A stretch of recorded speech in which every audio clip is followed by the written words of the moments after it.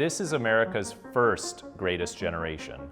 People from all walks of life who experienced the Revolutionary War and then lived into the age of photography in the 1840s and 1850s. In the early 1800s, the United States government created a new set of legislation, pension acts, meant to guarantee a monthly payment to aging veterans of the Revolutionary War. But many of these old soldiers had no evidence of their service, so instead they went to their local courthouses and magistrates and recorded detailed oral memoirs of their Revolutionary War service. Over 80,000 applied for pensions, and this amazing trove, the nation's first Veterans Oral History Project, sat largely unutilized in federal archives for over a century.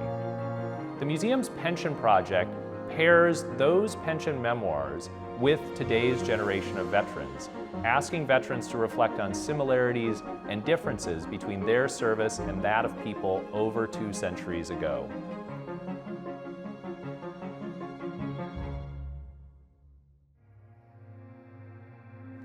As soon as we heard that war was declared, we proceeded at Hackettstown to choose officers for our company. When Samuel Landon was chosen our captain, Edward Bowman lieutenant, and I was chosen ensign.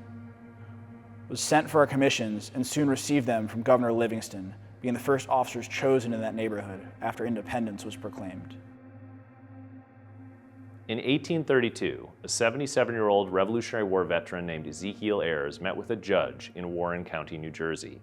He took the time to record his Revolutionary War services in a formal pension application. Ayers was born in 1754, and right when the Revolutionary War commenced, he joined the cause. He was initially appointed an ensign, the lowest ranking officer in most military services, and in command of a small group of men. He served throughout the Revolutionary War, primarily in New Jersey, in a series of militia roles. He received his pension in 1832. I'm Adam Straus. I served as an infantry officer in the Marine Corps from 2017 to 2021. I'm going to be reading from Ezekiel Ayers' Revolutionary War pension.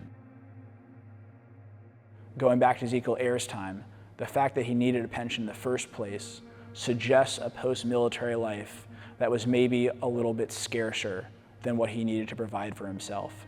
And the image here of him as an older man, desperately seeking government help with no mementos left from his service, contrasts pretty sharply with the modern American image of the Revolutionary War hero to whom we are all seemingly in debt. And yet here's the reality of the time, 50 years after the fact. This was in the year 1776. We proceeded immediately to class our company and to make a draft among them. The lot fell upon me among the officers to go, and I marched with our part of the company and joined our captain, whose name was John Vlett, at Miller's Tavern near Squire's Point in the said county of Sussex. One Peppinger was our lieutenant. We then marched through Black River, Peapack, and Pluckham and Quibbletown to Amboy, and was there with Colonel de Munn, who went with us from Greenwich in Sussex County. I was well acquainted with him, put my clothes in the chest with him. So when people ask about my deployment experience, as I think anyone who's deployed gets asked, the first feeling, I think, is just frustration at the way that words fail to distill any experience, but certainly one that all-encompassing into words. And I had a very mild deployment. I never heard a shot fired in anger. The primary emotion I experienced during my time was boredom, with frustration being a close second. Sometimes you might be called on to stay up all night as a quick reaction force for a special operations unit that's out conducting operations somewhere in Helmand. Spend an unbelievable amount of time standing post, right up in a guard tower near the fob, scanning the horizon for something, someone. We had a skirmish with them at Springfield. The commanding officer gave me the command of some men, about 250, as our captain and lieutenant had come home on furlough, and ordered me to go down the Turkey Road to Springfield, and to wait where the road until another company came the other road. This we did, and it was at night when we met and formed to carry on the street firing. Captain Kirkendall was in the front company and was wounded in the first fire and had 2 of his fingers shot off. I came in the next division and fired and wheeled to make room for the next company, which was our orders. We then had to retreat, but wheeled 3 times and attacked them again, and then retreated to Chatham. We had a great many wounded and several killed.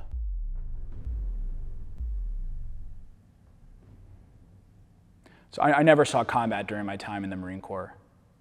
And I think that if you had told 18-year-old me getting ready to join the ROTC that was my future, I think that kid would have been pretty bitterly disappointed, because to him, that was at the core of this thing.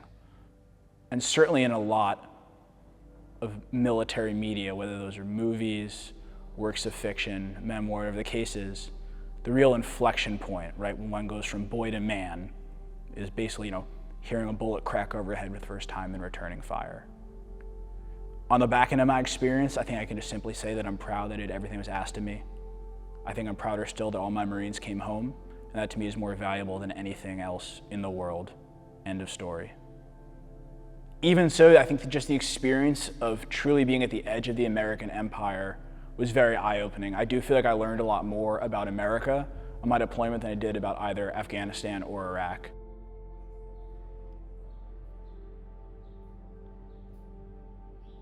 The pensions are, I think, necessarily a little bit devoid of emotion. I can't imagine that whatever tribunal was adjudicating these were particularly interested in what they were feeling at any given moment. But I did feel like some real hints to who Ayers was came through. First and foremost, he mentioned that they chose the officers and he was chosen, which is, of course, very different from how we do it in the modern American military. And there is a lot of tension in between the enlisted and officer ranks.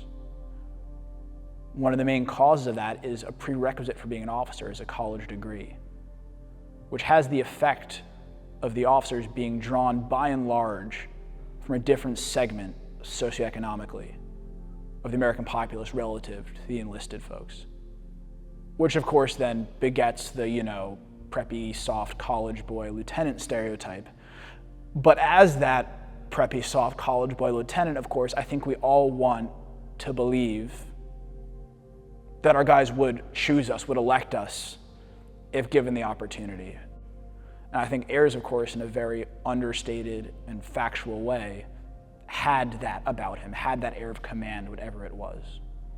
We don't get any sense of him being a particularly rabid patriot beyond the simple fact that he's one of the first to sign up, which in itself, I think, is maybe the most important communication of that fact, right? The simple primacy of actions over words. We don't really need to know much what he was thinking, other than that the moment there were rumors of war, he went and raised his hand, which I think is what a lot of us hope we would do, but this guy actually did it.